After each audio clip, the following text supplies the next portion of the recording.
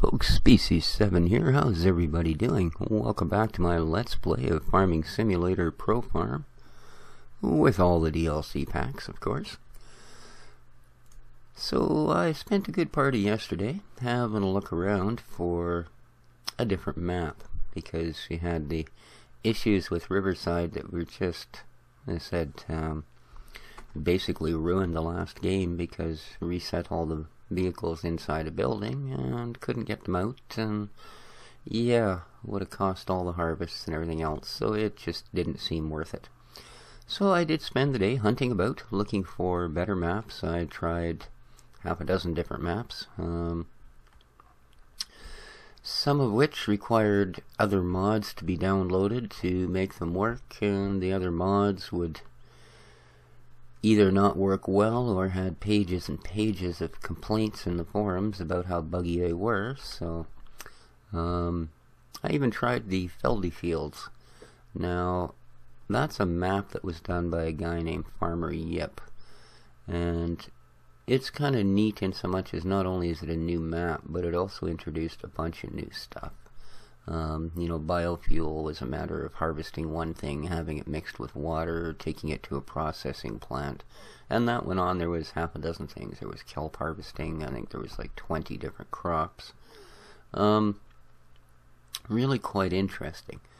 So I tried that, even though it meant that you had to download a rather large map and then go and get a completely different DLC pack and download that, and or not DLC pack, but a completely different pack of zip files, and unzip all of those separately into your mod folders, and it was quite a process. And then I lit it up and it didn't work properly. I had to take all of my other mods out, including Pro Farm, the DLCs, etc. And then it worked, but for some reason it would continuously spawn me and all of the vehicles in really dense woods that were, believe it or not, so dense from inside or outside the vehicle. You could not get a clear enough view to get the vehicle out of the woods and into somewhere clearer. And I wasn't that fond of the map. So, what did I end up with? Well, I found a really nice mod of the original map. Now, this is called Dowmsville. And just as in Farming Simulator 2013, any mods that I use during this Let's Play, including the map itself, are either from Giants, which is the company that builds the game, or it's from FSUK, which is where this map is from. So, but there you be. So this is the map I've decided on for my 2011 Let's Play. As you can see, it has quite a variance in fields, but the nice thing is they are all chopped into reasonable sizes. I mean, there are some pretty big fields, but not, 7 hours and that type of thing to harvest a single field. There are fields that are completely conducive to hiring workers, and others that we just simply will not be able to. And that's kind of good, because that means I can multitask. We're not going to spend an entire episode doing one thing. And that's cool. Because, yeah, that gets just a little bit redundant after a while. So.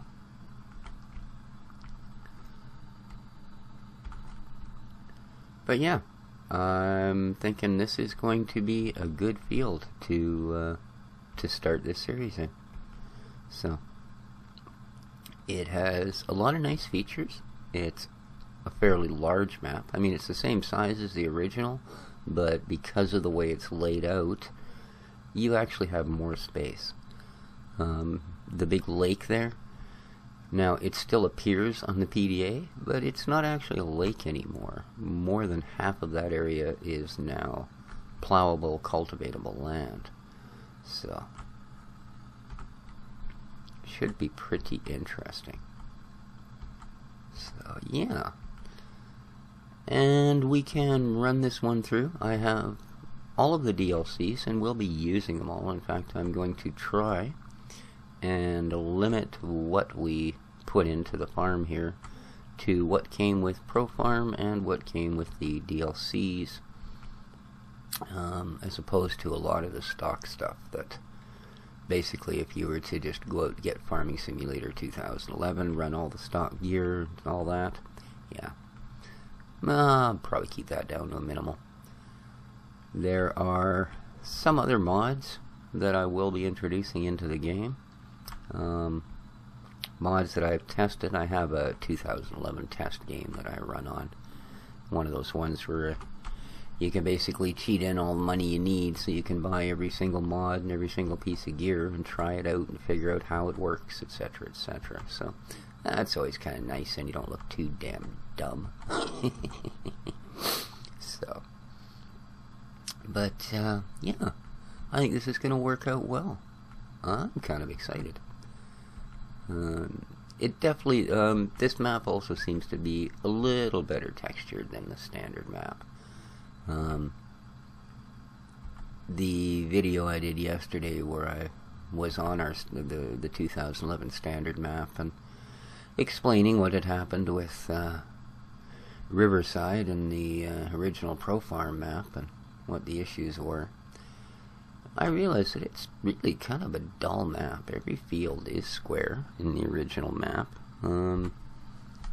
Every field is flat. And we're going to find, I mean, this is a relatively flat field. It's nowhere close to square, but it is relatively flat. There are a lot of fields in this map that are not. They are hilly or they are sloped. There's one that's got the weirdest hump right in the middle of it. But then again, this is a mod of the original map, so at one time there may have been a completely inaccessible area where that field now is. So, but we will have to get a few things harvested here so we can bring our moonies up. They start you with, I believe, 12 grand at the beginning of the game, and some pretty antiquated equipment. The 2 tractors and the 2 harvesters specifically are pretty terrible. Alright, there's a couple of pretty rough spots in there. The harvester almost got hung up on her.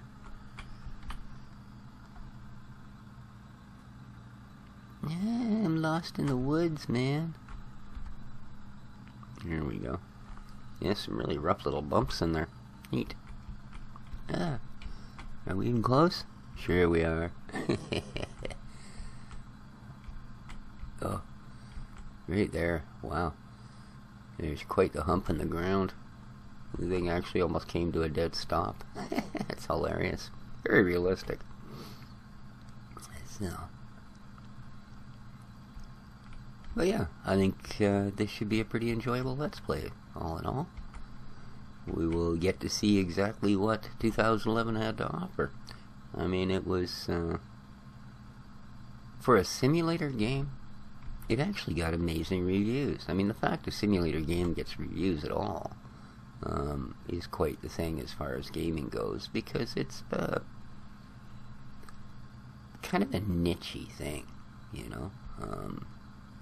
There are far more people, I think, that are going to zip out there and pick up big AAA titles and that sort of thing, and, you know, well, I guess that's fine too, but, you know, I'm really thinking lately that most of the time with these AAA releases, you're just not getting the deal you used to get. You know, it used to be you paid $60 for those big title games because you were getting $60 worth of content. Now, maybe my idea of content and, you know, modern day game designers' idea of content's a little different. Would I rather see a new level to the game or hear some Hollywood voice actor? Personally, I'd like to see new levels. Game companies, they'd rather hire voice actors. So, you know, cutscenes, my god, you know, okay, again, look at that, it's so rough the harvester doesn't want to get over it. It was sliding sideways and crabbing. Holy cow, that's cool. Not exactly farmer did his homework on this one, did he? Yeah, I think he could have done a little better plow job or something. Whoa, we're going to get stuck up in the tree here. So this one, if I reset the vehicles, it's not going to result in a critical failure. It's just going to result in a bit of an annoyance because this is not the original position for the map for the farm. Look at that hill. Holy. Is he ever having a hard time with it?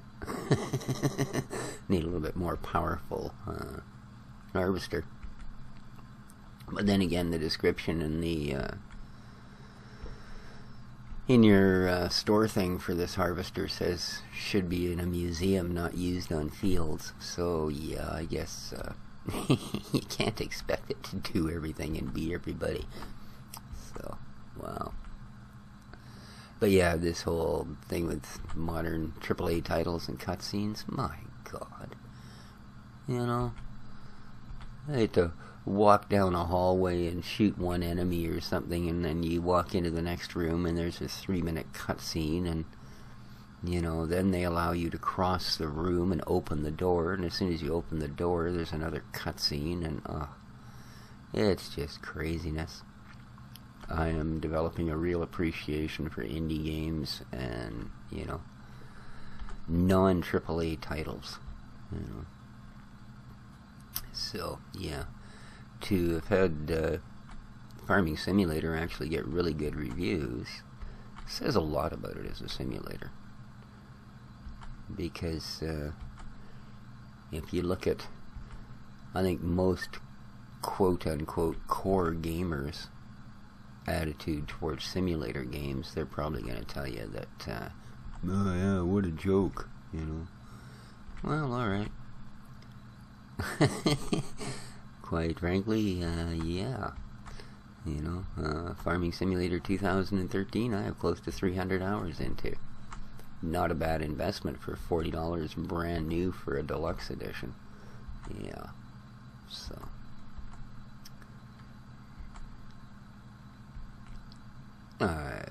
Don't recognize any of the voice actors. Well, okay, there is that one cow. I'm sure that I've heard that moo before somewhere. Maybe a milk commercial. I think that's it. I think it's one of the cows from the Got Milk commercials. But yeah, beyond that, it seems they spent whatever budget they had into the game as opposed to the cutscenes. Which is kind of nice. Because from what I understand, cutscenes are actually fairly expensive to produce. So, if you're wasting a lot of manpower and money on those, then it obviously ain't making the game, well, it's not doing anything for mechanics or play, is it? Might make more for more immersion, but yeah, I don't know. I'm afraid no matter how good a game is, immersion can only go so far, because we are stuck with the fact that the inputs we're using, mouse and keyboard, are distracting from immersion to start with. The fact that unless you want to basically duct tape your monitor to your forehead so it hangs down in front of your face, you have all the diversions and distractions of, you know, everything happening around the outsides of your monitor. So, yeah, the immersion only goes so far. So if they really justify having cutscenes every 20 feet of play, then as an immersion thing, well, sorry, it don't work for me. These are pretty nasty old slow harvesters.